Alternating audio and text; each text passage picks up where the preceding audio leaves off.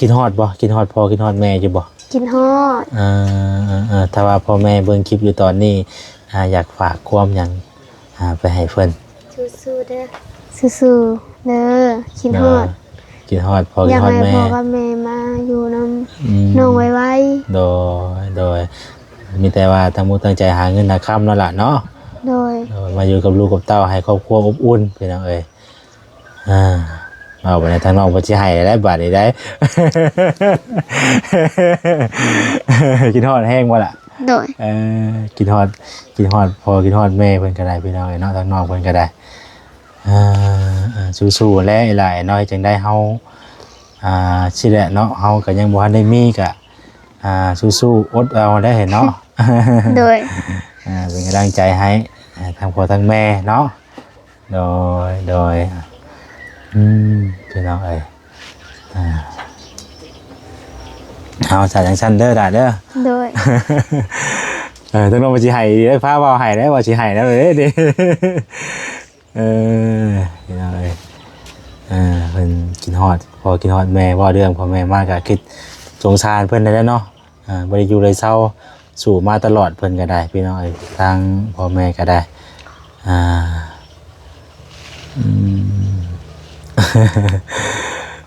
มันเป็นยังไงล่ะกินฮอดบ่กินฮอดพ่อแม่บ่ได้โทรหาเพิ่นอยู่บ่โทรร่วมกันอยู่เนาะโดยเอาจังได๋ก็ขอให้ทั้งความฝันของน้องเพิ่นเป็นจริงพี่น้องเนาะขอให้กันซานแล้วไว้ๆเด้อล่ะเด้อบ่ได้อยู่เลยเศร้าเนาะให้ครอบครัวเนาะกลับมาอยู่อบอุ่นอีกเทื่อนึงเนาะจังบ่ได้แบบแยกกันไปผู้นึงอยู่ทางนึงผู้นึงอยู่ทางนึงพี่น้องเอ้ยเนาะโดย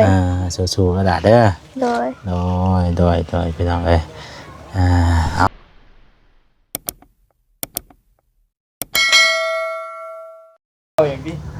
พี่น้องเอ้ยเนาะนกตัวนี้มาแต่ทางใดเด้บาดนี่พี่น้องเอ้ยเนาะมาจับรถเบาแสนพี่น้องเอ้ยเพิ่นมาให้โชคให้ลาบบ่หรือว่าจังใดเนาะสบายดีแค่คือบ่เว้าแล้วเพิ่นว่าเป็นเนาะเอียงเอ้าไปเด้อเฮ้ยเอาไปเฉยไปแล้วพี่น้องเอ้ยเนาะนึกว่านกเอี้ยงว่าเป็นนะเนาะก็เลยถามน้องเบิ่งพี่น้องเอ้ยเนาะสบายดีเด้อเนาะสบายดีพ่อแม่พี่น้องเบิดสุขสู่คนพี่น้องเอ้ยพ่อกับซ่องเบาแสนเนาะตอนค่ำๆยามแลงพี่น้องเอ้ยเอามื้อนี้เนาะพี่น้องเอ้ยทางเบาแสนเดินทางมาหาครอบครัวหนึ่งเนาะน้องคนหนึ่งก็บ่เคยมาจักเทื่อพี่น้องเนาะก็เดินทางเข้ามากับทางบ่าวไร่เนาะแล้วก็กับทางทีมงานนั่นแหละพี่น้องมาถามไทยเพิ่นเป็นเทื่อแรกเนาะบ่เคยถามเพิ่นจักเทื่อพี่น้องแล้วก็ยังบ่ทันได้เคยเข้ามาเป็นเคสใหม่พี่น้องเนาะมาถามมาไทยเพิ่นก่อนว่าเพิ่นอยู่จังไดเป็นแบบไรเนาะเดี๋ยวเฮาสิไปถามไปไทยเพิ่นก่อนเด้อพี่น้องเด้อมาอีกครอบครัวนึงเนาะก็ยังบ่ได้เคยมาพี่น้องฝากพี่น้องติดตามรับชมเบิ่งเนาะว่าสิเป็นจังใดพี่น้องเนาะไปพี่น้องเนาะเดี๋ยวทางบ่แสนจะขึ้นไปหาเพิ่นก่อนพี่น้องอันนี้ก็จะเป็นเฮือนเป็นซ่านเพิ่นพี่น้องเนาะผุพังไปเลยมุงหลังหญ้าหลังตองก็เริ่มผุเริ่มพังเบิดพี่น้องต่อเนาะเดี๋ยวเฮาสิขึ้นไปถามไทยทางน้องๆเพิ่นก่อนพี่น้องเพิ่นอยู่กับไผอันนี้เนาะอยู่กับไผอยู่กันจักคนเนาะเป็นอะไรอึ๊บอันนี้จะเป็นเฮือนบนชานเป็นได้นี่พี่น้องประตูเป็นก็เอาสังกะซุ่มกะซีเฮ็ดประตูเนาะ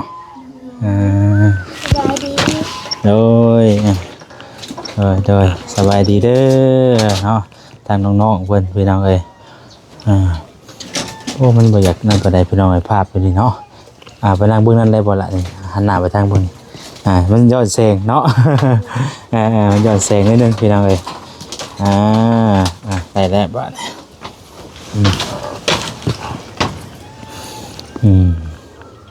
แห้งมืดบาดเนาะบ่ได้ หามุมก่อนเบื้องนี้ต้องเบื้องนี้จังซี่แหละโอเค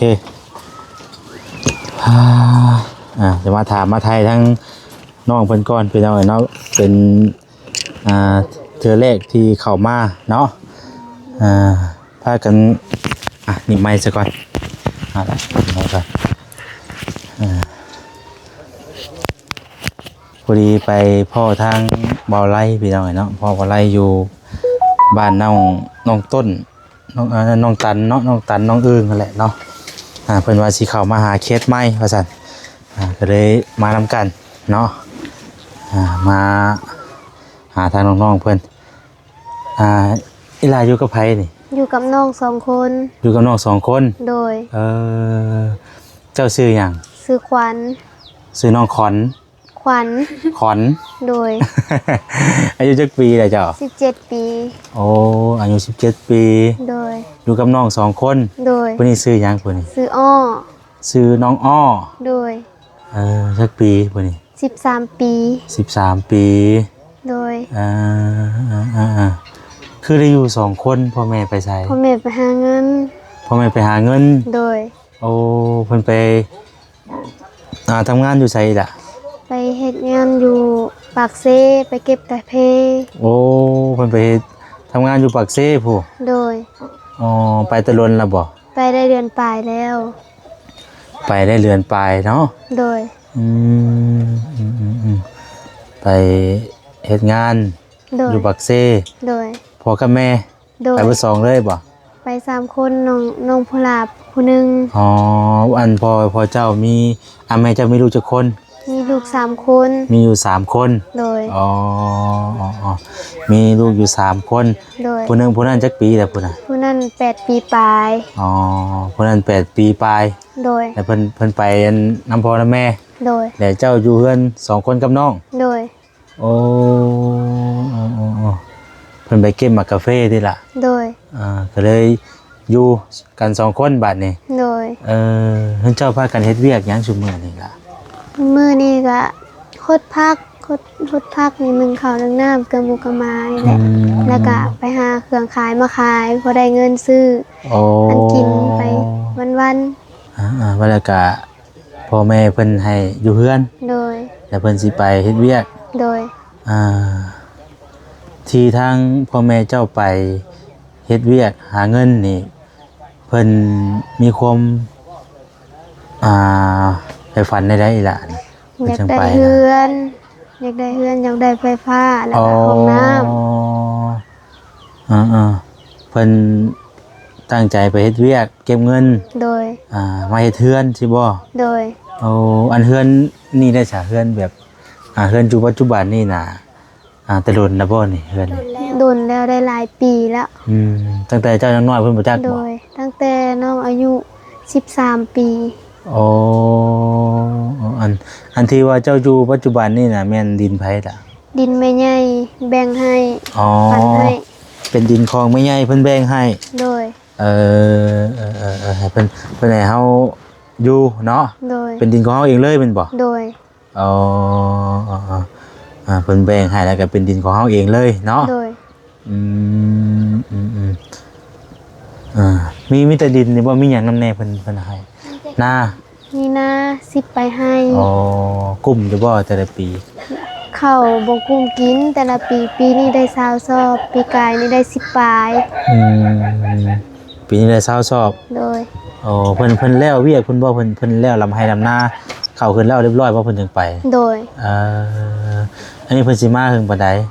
เก็บกาแฟแล้วแต่บ่ฮู้ว่ามื้อใดเก็บกาแฟแล้วล่ะเพิ่นจังสิมาโดยเพิ่นเฮาเก็บกาแฟนี่เฮาเก็บเมาบ่เก็บเป็นโลเก็บแบบว่าเก็บเป็นวันบ่หรือว่าใดๆโดยเก็บเป็นวันหรือว่าเก็บเมาแบบเป็นโลเป็นหยังสินะเจ้าเคยไปบ่บ่เคยไปโดยบ่เคยไปทางพ่อทางแม่น้องเพิ่นก็ย้อนว่าความยากจนพี่น้องเนาะก็ได้ลิ้นรนไปเนาะโดยแต่ว่าเจ้านี่ยังบ่เคยไปเฮ็ดเวียกทางใดเนาะ เคยไปเทื่อหนึง อ๋อไปเฮ็ดเวียกอยู่ไสล่ะ อยู่เวียง อยู่เวียง โดย เฮ็ด ไป เวียก ได้ หยัง 2 เดือนก็มา ไปเฮ็ดงานบ้าน ไปเฮ็ดงานบ้าน โดย อืมอืมไปเฮ็ดงานบ้านเนาะ โดย ได้2เดือนน่ะมาบัดนี้ โดย คือได้มาไวแท้ มาเกี่ยวข้าวซอยเม อ๋อมาเกี่ยวข้าว โดย แล้วทางพ่อแม่ก็เลยให้อยู่เฮือนบัดนี้ โดย นอนอยู่นี่บ่จะนอนอยู่นี่ โด บ่ ย นอนอยู่นี่ โอ้ นอนอยู่นี่แล้วกับน้อง2 คน นอนอยู่ในเฮือนนี้เนาะ โดย พ่อแม่เพิ่นไปเฮ็ดเวียกเฮ็ดงานหาเงินมาบ่ได้เฮ็ดเรือนเฮ็ดซานอยู่ใหม่เนาะ โดย ตอนนี้มีหยังแน่แล้วเรือนซานจะเป็นซื้อเครื่องซื้อของหยังแน่ไว้แน่แล้ว มีแต่ไม้กับเสา อ๋อตอนนี้กำลังไล่ไม้เนาะ โดย ไล่ไม้กับเสา โดยได้แต่2 อย่างนี้ พี่น้องเอ้ยเนาะแล้วก็คือเรื่องเรือนเรื่องซานว่าซั่นๆเนาะ โดย หมองพักหมองเศร้าพี่น้องเอ้ยเรือนซานเพิ่นถือว่าหามาหลายปีแล้วบ่นี่เสาสิซื้อมาแตะดนแล้วบ่เคยเห็นเสานำนี่ โดยซื้อมาแต่โดนแล้ว จักเสานี่ล่ะ 15 เสา 15เสา โดย โอ้หลายปีแล้วบ่ซื้อมานี่ 2 ปีปลายแล้ว อ๋อ2 ปีปลายแล้วพี่น้องเอ้ย โด เนาะ ย นี่พอแซนแนมเบิ่งไปเห็นมีเสาอะไรพี่น้องเอ้ยเนาะนี่มีเสานี่15ต้นเนาะ โดย เสา15ต้นผมมีหน่อไม้อีกน่ะไปหาหน่อไม้มาไว้ พวกน้อง ฮะ พวกน้องเอง ไปหามาเฮ็ดหน่อไม้อันเพิ่นหน่อไม้ทงเนาะ โดย เพิ่นเอิ้นเฮ็ดหน่อไม้ทงพี่น้อง หน่อไม้ เอ้ย ดอง หน่อไม้ดอง เออ เฮ็ดไว้กินยามมันยามนี้อะเนาะ โดย ยามนี้มันก็ค่อนข้างที่จะหาหน่อไม้หน่อไม้ก็ยาก หน่อไม้ แน่ สดยากแล้ว บ่มีแล้วมีแต่แหนงเพิ่นนั่นเนาะ โดย แหนงก็เพื่อสิหาได้พี่น้องเอ้ย ทางน้องอันหยังก็กินอย่าลืมเลย น้องควันก็ น้องขวัญพี่น้องเอ้ยเนาะ โดย เจ้าเข้าโรงเรียนอยู่บ่ เข้าแต่ออกแล้ว เรียนฮอดอันฮอดมอบ่ฮอดมอ บ่ อยู่ ฮ บ่ อด บ่ฮอด ฮอดป ฮอดป .3 แต่ออก .3 โดย คือได้ออกไว้แท้ ออกมาเอาน้อง ตอนออกหันยังบ่เป็นหนังสือเลย เขียนชื่อตัวเองก็บ่ได้ ตอนนี้เด้ ตอนนี้น่ะได้แล้วได้บ่หลายได้ พออ่านได้ เล็กน้อยโดย พออ่านได้เนาะ โดย พออ่านได้อยู่พี่น้องเอ้ยเคยเห็นทางพวกบ่าวบ่ บ่เคย บ่เคยเนาะ โดย คือว่าอะไรพี่น้องเอ้ยเนาะก็มีคนแนะนำมาว่านี่แหละพี่น้องเอ้ยเนาะครอบครัวเพิ่นก็เข้ามาเบิ่งเอามาเป็นแนวใดพี่น้องเอ้ยที่ไปที่มาเป็นจังไดขาดแคลนแบบใดแน่สายเรื่องในครอบครัวเจ้านี่เพิ่นคือประสงค์หลักๆดีๆนะ เพื่อนนี่แหละ คือเรื่องเฮือนเนาะ โดยเพื่อนกับไผผ้าไผก็มีแต่ทั้งนอกนี่แหละทั้ง เฮือน ใน กับ บ่ ไฟ มี ฟ้าเนาะ โดย แต่ว่าก็คือทั้งน้องเพิ่นตอนนี้นะมีเป็นบางส่วนพี่น้องเนาะตามที่เราเห็นหรือว่าเป็น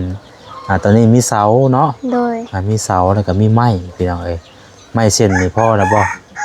จากบ่ฮู้ ไม้เส้นนี่ก็ซื้อไว้บ่ โดยซื้อไว้ โอ้เพิ่นหาเงินหาหยังไรแล้วก็ซื้อไว้เนาะ โดย ซื้อไว้เทื่อละเล็กละน้อยไป พอแบบเงินพอตัวใดก็ซื้อตัวนั้นก่อน วันนี้แหละยังบ่ทันได้ตั้งเนาะ โดยยังบ่ทันได้ตั้ง เสาเพ ก็ ราะ บ่ ว่า รู้ว่าสิได้ตั้งยามใดแหละเงินก็ยังบ่ได้บ่มี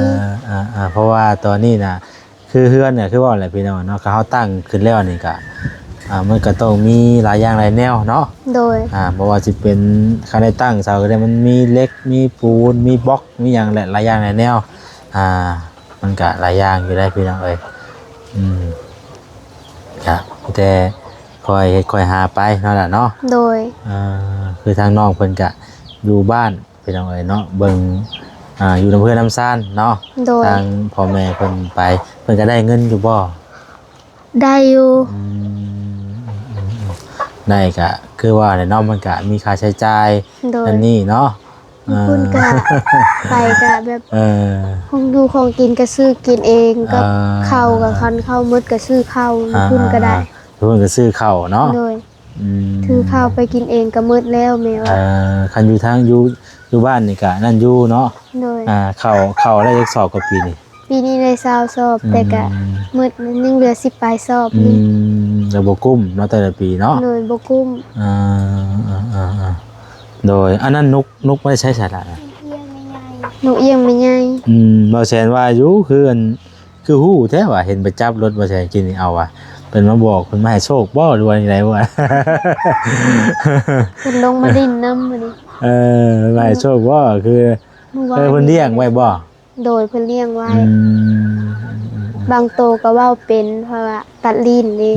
นึกว่าบ่แซนต้องถามเพิ่นอยู่กินนี่ อันนี้ เพิ่น ยัง บ่เว้า เว้าบ่เป็น ยังเว้าบ่เป็นเนาะ ตัดลิ้นเพิ่น บางโตก็เว้าเป็นเนาะ เลย อ่าโอ้พี่น้องเอ๋ยท่านน้องๆเพิ่นก็อาศัยอยู่2คนพ่อแม่ไปเฮ็ดเวียกอยู่ปากเซ่เนาะ โดย นี่แหละเป็นเรือนเป็นซ่านเพิ่นก็ถือว่ายังบ่ทันได้แน่นหนาถาวรเนาะยังมีหม่องใดหม่องหนึงแบบสำรุดอยู่พี่น้องเอ๋ยประตูย่านอยู่บ่อยู่2คน ย่านอยู่ ย่านอยู่ได้เนาะ โดย เรื่องนี่แหละพี่น้องเอ๋ยมันก็เป็นผู้แสบผู้สาวเนาะบัด โดย อยู่สัน2คน3บาทนี่พี่น้องเอ้ยบ่ได้ไปทางใดแล้วว่ายังค่ำคืนกะ บ่ได้ไป ค่ำมาก็มันรีบนอนเลยเนาะ โดย เออ เมื่อกี้นี่ก็เข้าไปอยู่แต่ในเฮือนพูด เอ ว่า บ่ได้อยู่ตารางแบบมันหนาวลมมันลมอากาศเย็น โดย ก็เลยเห็นพว ทางน้องเพิ่นก็ถือว่ามีความใฝ่ฝันอยากให้เฮือนในชานแล้วเนาะ โดย พี่น้องเอ้ยก็แต่ก็ยังไปเฮ็ดเวียกบ่ทันได้คือว่าแหละพี่น้องเอ้ยเนาะก็ทางนี้ทางพ่อแม่ไปบัดเฮาบัดต้องได้อยู่เนาะ โดย เจ้าก็เคยคิดอยากไปทำงานเฮ็ดเวียกหาเงินซอยแม่อยู่บ่ล่ะ อยากไป แต่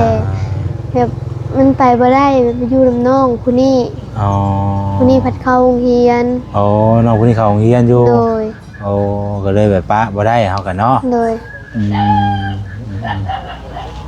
คือความใฝ่ฝันตอนนี้ก็คือเรื่องเฮือนเนาะอยากให้เฮือนแล้วพี่น้องเนาะพอได้อยู่ได้เศร้า โดย เฮือนซานแล้วว่าซั่นซะเนาะ โดย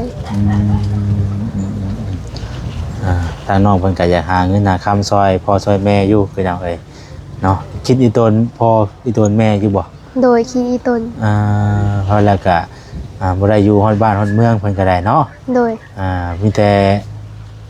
ไปตลอดอยู่บ่เพิ่นพ่อแม่ก็ ไป ไป ตลอดถ้าอยู่บ้านก็ไปคุมือบ่ได้อยู่บ่ได้หยุดเลยแบบไปหาเครื่องขายแบบไปแย่ไข่มดแดงมาขายแต่ละมื้อเราบ่ได้หยุดบ่ได้ คัน พัก คือว่าเพิ่นอยู่บ้านนี่เพิ่นก็บ่ได้อยู่แม่นบ่ โดย ไปแย่ไข่มดแดงอยู่โคก ไปคุมือเลย แล้วก็ยังความว่าเฮาอยากเฮ็ดเฮือนให้ชาติให้มันแล้วบ่ได้อยู่กับลูกกับเต้าเนาะ โดย พี่น้องเอ้ยทางน้องๆเพิ่นก็คิดอีตนพ่อแม่อยู่เนาะก็คือว่าแล้วมันจำเป็นเนาะล่ะเนาะ โดย มันจำเป็นพี่น้องเอ้ยก็ต้องได้แยก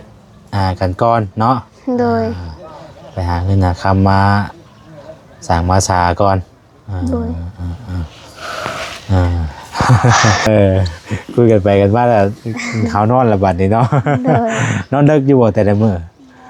บ่ได้เลิกประมาณ9โมง10โมงก็นอนแล้ว บางมื้อถ้าอยากนอนแต่เว้นก็นอนแต่8โมงก็นอนแล้ว ตื่นแต่เช้าบ่ ช่วงนี้บ่ค่อยได้ตื่นแต่เช้าปานใดเพราะ อากาศมันหนาวเนาะ อากาศมันหนาว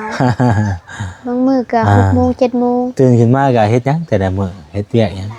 มื้อใดไปโรงเรียนร้านก็ตื่น5โมงดูนึ่งข้าว เอ่อ แต่งเครื่องไปโรงเรียน เอ่อโดย แต่ละเช้าก็บ่มีหยังหลายดอกตื่นมาก็นึ่งข้าวเกลือเป็ดเกลือม้าแล้วก็หดผัก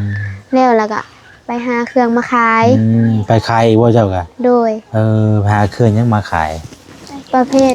แบบไปต่อยไข่มดแดงบ่หรือว่าไปหาคุดกบคุดเขียดไปหาคุดกระปู ไปหาผักขี้ส้มดังคมมาขาย หามะกอกนั่นแหละเก็บมาขาย โอ้ ดีแล้วพี่น้องเนาะถือว่าทั้งน้องๆเพิ่นก็ฮู้จักเฮ็ดฮู้จักหาเนาะ โดย อยู่ในเมืองซ่านก็ฮู้จักหาอ่าหาเงินหาคำคือว่าแหละเนาะ โดย แบ่งเบาทางพ่อแม่นำเนาะ โดย เงินที่ว่าเพิ่นหามาได้ก็เก็บไว้เฮ็ดเฮือนเฮ็ดซ่านเนาะ โดย เงินตัวที่ว่าเฮาขายหันขายนี่ก็เอามาใช้จ่ายในชีวิตประจำวันเฮาเนาะ โดย พี่น้องเอ้ย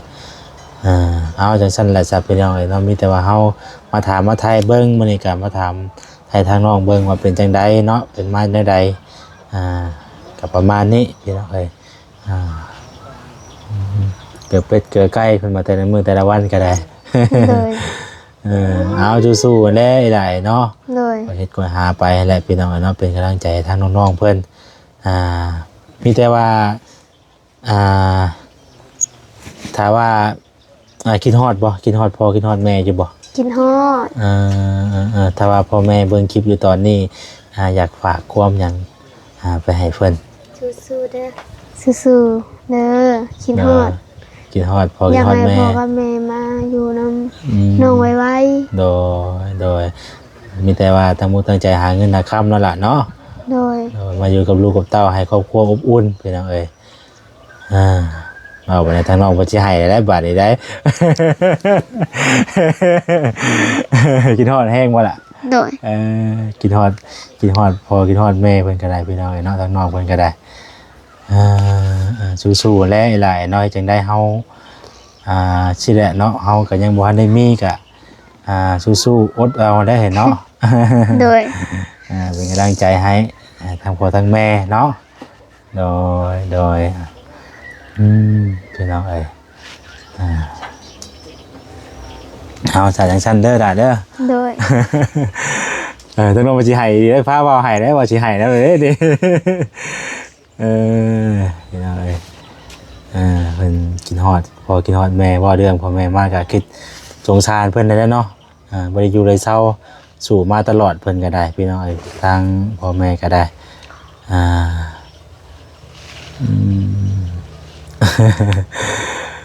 มันเป็นยังไงล่ะ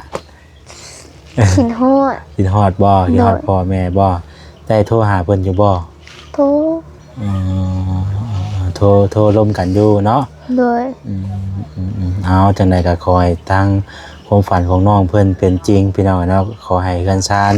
แล้วไว้ๆได้ล่ะเด้อ โด บ่ ย ได้อยู่เลยเศร้าเนาะให้ครอบครัวเนาะ โดย กลับมาอยู่อบอุ่นอีกเทื่อนึงเนาะจังบ่ได้แบบแยกกันไปผู้หนึงอยู่ทางนึงผู้หนึงอยู่ทางนึงพี่น้องเอ้ยเนาะ โดย สู้ๆแล้วล่ะเด้อ โดย โดยพี่น้องเอ้ยเอาสายพี่น้องเอ้ยมีแต่ทางว่าแซนกะมื้อนี้กะบ่ได้ยังบ่ได้ถือหยังมานั่นเด้เนาะมาฝากมาต้อนน้องเพิ่นมีแต่จะเอาเงินนี่แหละให้น้องเพิ่นก่อนบ่ได้ซื้อให้ทงให้ไทยไว้ซื้อในอยู่ในกินนั่นล่ะเด้อ โดย แสน ใจหลายๆเด้อ 1,000,000เด้อพอได้ติดทงติดไทยไว้เด้อซื้อน้ำซื้อในซื้อน้องซื้อนุ่งกินนั่นแหละ เอาสู้ๆเด้อเอาไว้ว่าก็สิได้ลำลาแล้วสิได้กลับป้านแล้วได้บัดนี่เนาะ โด ให้ ย ความไปฝันน้องเพิ่นเป็นจริงพี่น้องเอ้ยเนาะขอให้เรือนซานแล้วก็ถือตอนนี้ก็เสาเพิ่นก็มีแล้วเนาะ โดย ไม้ตอกก็มีแล้วแต่ว่าก็บ่มีเป็นบางส่วนเนาะหรือว่าก็ยังดีถ้าว่ามีเสามีไม้เนาะ โดย ยังดีถ้าว่ามีเสามีไม้พี่น้องเอ้ยมันก็ยังใครแน่เนาะแต่ว่าท่านใดที่ว่าคิดเห็นทางน้องเพิ่นอยากสดจากซอยก็ยินดีพี่น้องเอ้ยสมทบเข้ามาผู้เล็กผู้น้อยผู้หนึงอย่างหนึงผู้หนึงอย่างหนึงก็มันก็จะแล้วเนาะ โดยว่าอันก่อนเด้อสบายดีจ้า สบาย เด้ ดี อโดยมาบ่ถ่ายรูปกันท่านหนึงเด้อในกล้องเด้อเอาสบายดีเด้อล่ะเด้อ โดยสบายดี โดยตุ๊บมาขอไม้อยู่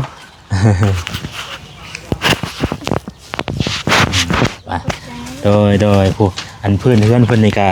เป็นมวยไม่เป็นได้พี่น้องเนาะมวยเป็นนะเป็นไม้อันไม้ไม้กระพากเนาะก็สิว่าได้ก็